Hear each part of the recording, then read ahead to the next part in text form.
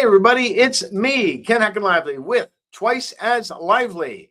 Welcome to episode 35, Patton's Reincarnation poem. Don't you want to know about the poem that General George Patton, the winningest general in World War II, wrote? So, we'll get to that. But first, as always, we begin with the simultaneous sip. It is a little after 3:30 on the West Coast. I have some wonderful Pete's Coffee because Pete's Coffee in my area generally stays open till about 6. So I was able to sneak in there, get my cafe Americano, put a little bit of honey and milk in it, and it is delicious. Let's get ready for that simultaneous sip. Hopefully you have your beverage of choice. As it is before 5 o'clock in the afternoon, I just tell you that social convention holds that it should not have alcohol. But as you are in the privacy of your own home while you're watching this, perhaps you would like to put a little bit of alcohol in it. And because you say it's 5 o'clock somewhere in the world. Okay, so let's get ready for that simultaneous sip. Here we go. Ready? So delicious, so delicious. Coffee, truly one of the great joys of life. Maybe one of the great joys of many lives. So I'm working on book number 23. Book number 22 has been turned in. So I am starting on book 23, which is a fictional story about psychic spies from World War II through the Cold War. And it's always fun when you're starting a new book, especially a fictional book, because you are the creator of the world. You don't have to worry too much about the world because you can make things happen just because you want to. So one of my favorite movies of all time is the classic movie Patton with George C. Scott. And if you've seen that film, you know that General George S. Patton was the most successful general of all World War II. And you may think that this military man did not have many other passions, but he was a passionate believer in reincarnation. And as I was putting this new book together, I thought, I'd like to have George Patton in my novel. So I'm going to figure out how to have George Patton in my novel. And in putting together the research to make it believable, I came across the entire text of the George Patton poem about reincarnation that is used in the movie Patton. And it was kind of interesting because I realized that there was a part of the poem that they did not include in the movie. So if you've seen the movie, you know that the name of the poem is Through a Glass Darkly. And it's this first section that they did not include in the movie. Maybe because it might seem to be a little bit anti-Christian, maybe because it makes Patton seem like a villain, but a villain who has redeemed himself. So here we go. George Patton's reincarnation poem, Through a Glass Darkly. Perhaps I stabbed our Savior in his sacred, helpless side. Yet I've called his name in blessing when in after times I died. Through the travail of the ages, midst the pomp and toil of war, have I fought and strove and perished countless times upon the star. I have sinned and I have suffered, played the hero and the knave, fought for belly, shame, or country, and for each have found a grave. So, as through glass and darkly, the age-long strife I see, where I fought in many guises, many names, but always me. So forever in the future shall I battle as of yore, dying to be born a fighter, but to die again once more. That's really beautiful. And it was interesting to do a little bit more research on George Patton and find that he believed he lived very specific lives as a warrior. His earliest life, he believed, was as a mammoth hunter. And according to Patton, he had quite vivid memories of fighting with a mammoth. I just think that's so cool. I'm sorry. That's really cool. Other things that lives that he claimed that he was a Greek hoplite in the fight against the Persian king Darius. He believed that he was a Roman legionnaire fighting in Gaul under General Julius Caesar. He also believed that he was a medieval knight, and he believed that he was a field marshal under Napoleon.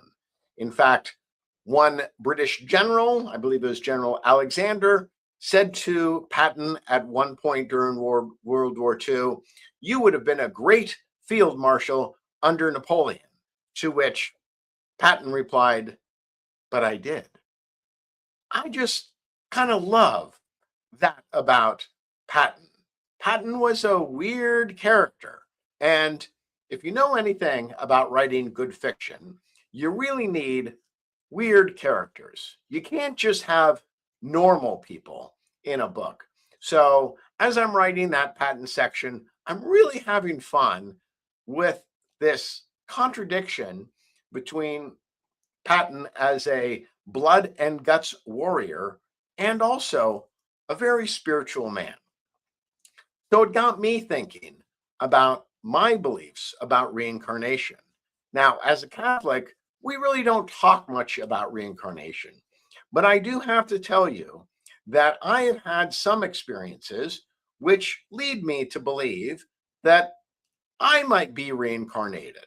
Now, I have not had as illustrious past lives as George Patton claimed to have, but there have been a couple instances in my life where I've had that experience of deja vu, and it seems overwhelming to me. And what Patton described was being at certain battlefields and feeling like he knew the terrain, that he had fought there before.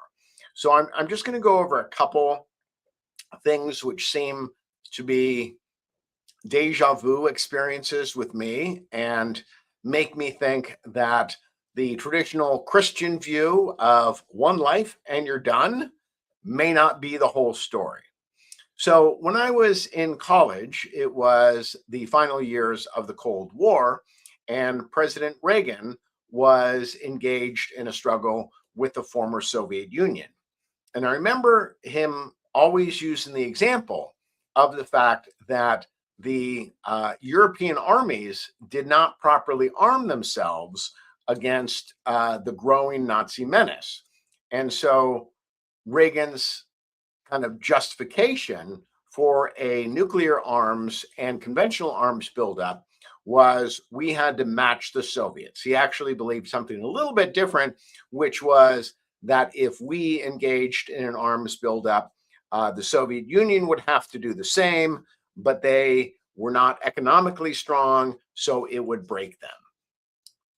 Accounts differ, opinions differ as to whether that actually happened, but the Soviet Union eventually did fall. So I was writing a column for the college newspaper. It was called The Republican Road at St. Mary's College in Moraga, California.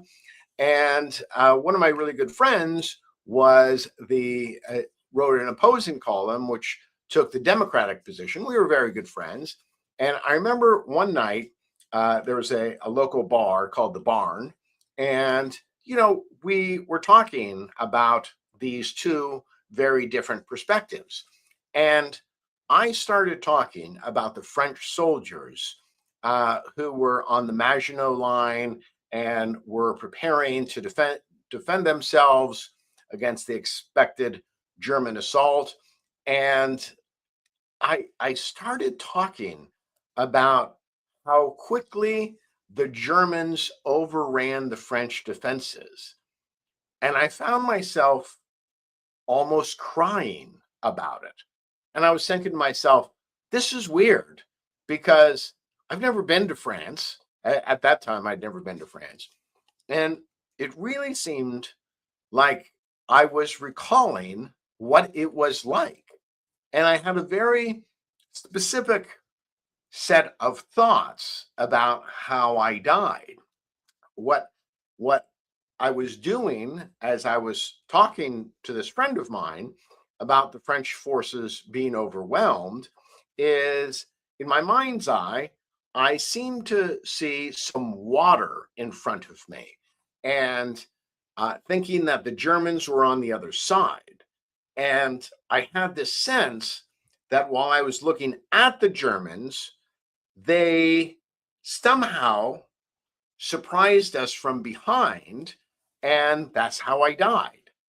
And I really had not done much research about the initial German attack on France, but I found that there was an area, I think, near Belgium, where there were a number of canals which were separating the French forces from the Germans. And what the Germans actually did, which was unprecedented in warfare at that time, is that they landed troops behind the French lines by use of gliders. That had never been done in warfare before. And so I had this feeling about how these French soldiers had been killed and that I had been one of them. And it really seemed to come true. And I also seemed to have some other memories from that time. I believed that I was Jewish. I felt that I was some sort of minor staff officer. I was in charge of some men. They actually looked up to me since I was Jewish and Hitler hated Jews. And so they were thinking, oh, this is great. Our commander is Jewish and Hitler hates the Jews. So our super Jew is going to defeat them. And I remember feeling this sense that I had let my troops down and that I didn't prepare them and we were all slaughtered. And so that was really just sort of an overwhelming feeling of mine that I had lived before and I had died, and I died in a very specific way, and that after I had died, my body had been mutilated. And so it was strange. It was an overwhelming feeling about that. I've had another few sort of glimpses of places that I might have lived. The other thing I should say is that I had this sense that in my last life, I'd also been a writer. I had been part of the Paris scene, but not as successful as people like Hemingway and others. But I had been part of the literary scene. I've kind of always felt that in my previous lives, I'd been a writer. And it was kind of interesting to review the stuff about Patton, because Patton felt that he was always a soldier in all of these previous incarnations. I've kind of always felt that I was a writer in all these previous incarnations. I had a couple other sort of glimpses. I had one kind of really powerful feeling about being some sort of shaman in South America with a tribe before the European contact. And I also had a very strong feeling that I had lived in southern England on a farm. I had gotten involved in politics and chosen the wrong side. I had been somewhat exiled to my farm, but I remember very vividly having the feeling about the woman who was my wife. And when I met my current wife in this lifetime, Linda, I just felt not that I was meeting somebody for the first time, but I felt that I was being reintroduced to somebody with whom I had already spent a lifetime with. And so, three kind of instances, one that I died in World War II, the second that I was some kind of medicine man in a South American tribe. I kind of feel like we were high up in the mountains. And then thirdly, that I had lived somewhere in southern England. I had been a writer. I had chosen the wrong political side. I had been somewhat outcast, but my wife and I lived on this farm with our children, and we had a very good life. So I'm not really sure if that's just my imagination running away with me. It seems that all people want to believe that their lives go on after death. So maybe it's just that. I can't really be certain, but I do know what feels true. And so if you forced me to pick a side, I would say I kind of come down on the reincarnation belief, because it seems to me that there are certain people that you meet in your life that you get this strong feeling that you are going to be great friends with them, you're going to have a long association, or you get the feeling that those are people that you need to avoid. Maybe both of those things are lessons that we're supposed to learn. But for me, I actually am somewhat comforted by the idea that reincarnation may be a real thing. And maybe we're just here over several lifetimes to learn a number of lessons. And so maybe it's important that we just treat each other as well as we can, because, hey, we're going to be stuck together for a long time. All right, moving on to the physical rather than the spiritual. So I think today was the fifth time I took a boxing class, boxing and kickboxing with Muay Thai. And it was just great because the teacher, Amber, is just kind of ruthless. I really kind of like it. If you ask what kind of teacher I like the teacher who tells you everything wrong you're doing. And why do I like that? I like that because I know if I start to improve and I get that feedback, that it's genuine. It's not just some kind of bullshit thing.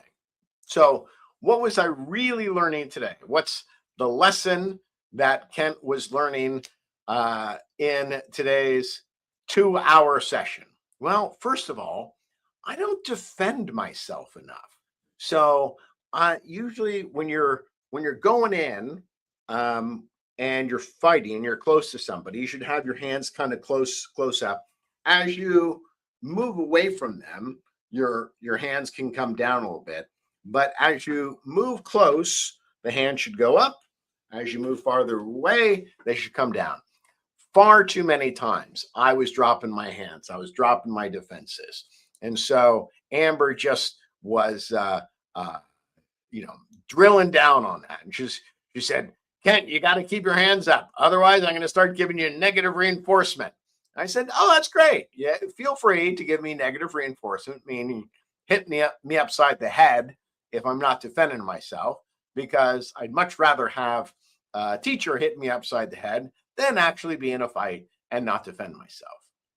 The other thing that I was working on today, which was so much fun, was I was doing my footwork was much better. When you fight, one of the things that you should be doing is your feet should always be in motion. And they should be in motion because if they're in motion, it's so much easier to throw a punch or a kick.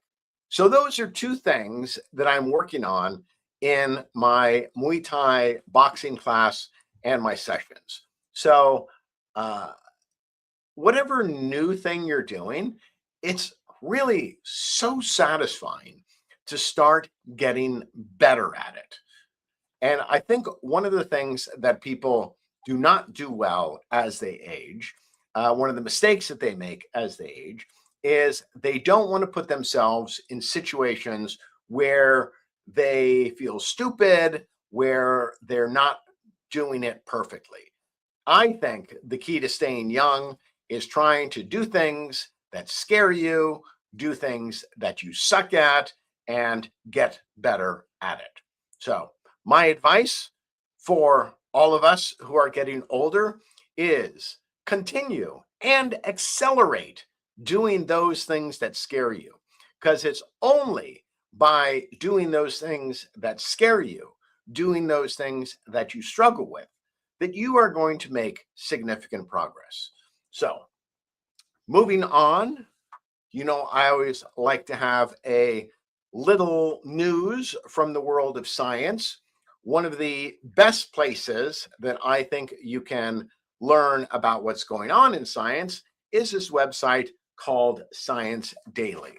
And this caught my attention today, this article. Scientists discover why exercise reverses muscle aging.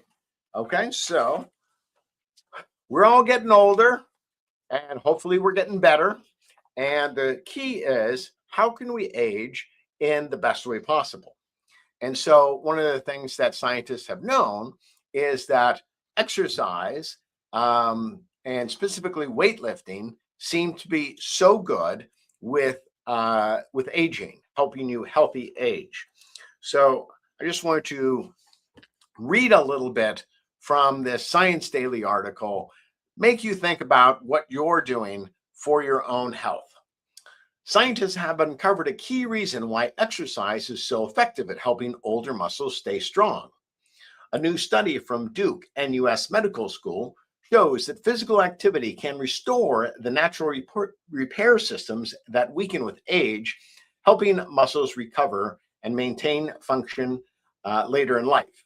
The research team, working with collaborators from Singapore General Hospital and Cardiff University, found that exercise helps correct an important imbalance inside aging muscles.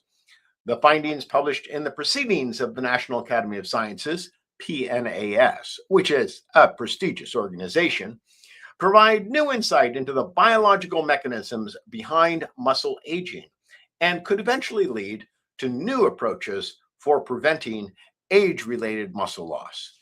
Okay, here's what you need to know.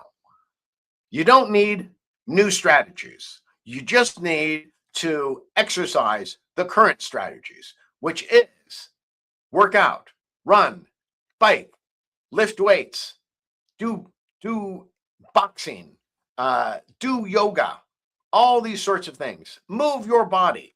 By moving your body, even simple walking can help you maintain that muscle strength as you age.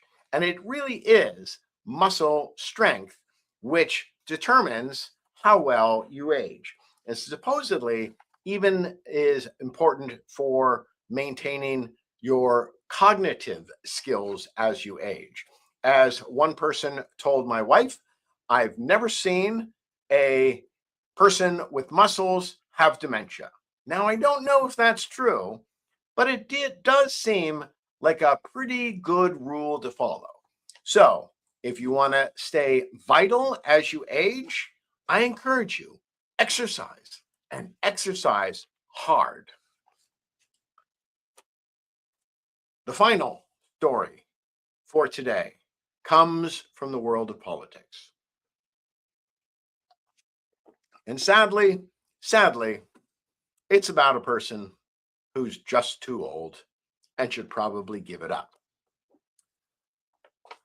And there are parts of this story I don't understand, but I'm just gonna read the story. Then I'm gonna give you my opinions, not knowing what's really going on. But I've got some suspicions about this story. Okay, so this is from Fox News.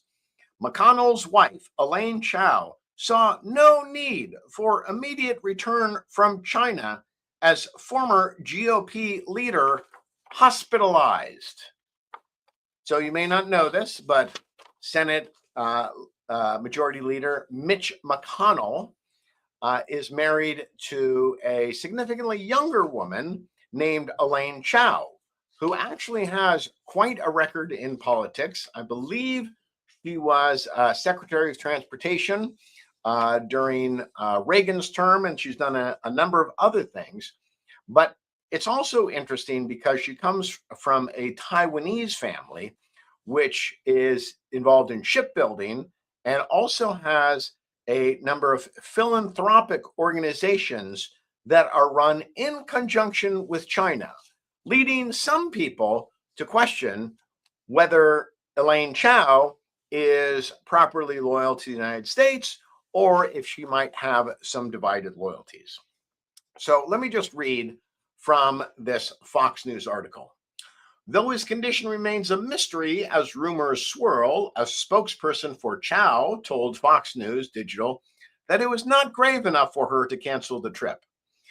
The secretary, quote, the secretary was on a long-planned trip in China to support her family's philanthropic endeavors, the spokesperson said. During the trip, she met with a number of people, including the U.S. ambassadors. The senator's health did not warrant an immediate return to the U.S. Chao has since returned to the U.S., while McConnell has entered his third week of hospitalization. But his current condition and a timetable for return to the Senate have not been made clear. His office is keeping mum on what exactly is going on with the 84-year-old, the longest-serving Senate Republican leader in history, who is expected to retire at the end of his term this year. Instead, the void has been filled with an online rumor pumping speculation into what exactly is going on. Okay, so there's been a claim that Mitch McConnell is essentially brain dead. Now, I know we can make jokes about all politicians being brain dead, but the situation with Mitch McConnell seems to be extremely serious. So I don't really know what's going on with Mitch McConnell, but if you're 84 years old and you've spent the past 3 weeks in a hospital and your wife doesn't cut short her trip to China to see you, I think there's something going on that we don't know. So I'm not making any accusations against Elaine Chao. I'm just wondering what is going on. We, as the people and the citizens of McConnell's home state, really deserve an answer to this. So I can't tell you exactly what's going on with this story, but it does seem like there's something we're not being told. When I feel that we're not being told something, I'm the first person to stand up and say, I got some questions. Hopefully, all of you have similar questions, and hopefully we will get the answer to that very soon. This is Ken Heckenlively signing off for today, hoping you have a long and healthy life, and maybe hoping that you have many long and healthy lives, even Mitch McConnell. All right, thanks so much. Have a great day, and I'll see you tomorrow.